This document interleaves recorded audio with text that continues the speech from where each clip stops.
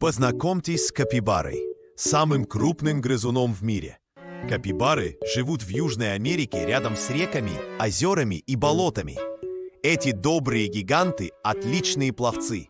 Они могут задерживать дыхание под водой до 5 минут и легко плавать благодаря перепончатым лапам. Иногда капибары даже дремлют, наполовину погрузившись в воду, оставляя на поверхности только нос и глаза, как самые расслабленные перископы на свете. Их шерсть быстро сохнет, а кожа выделяет натуральное масло, защищающее от солнца, настоящее природное средство SPF. Капибары важны для своего окружения. Они регулируют водную растительность и служат пищей для хищников.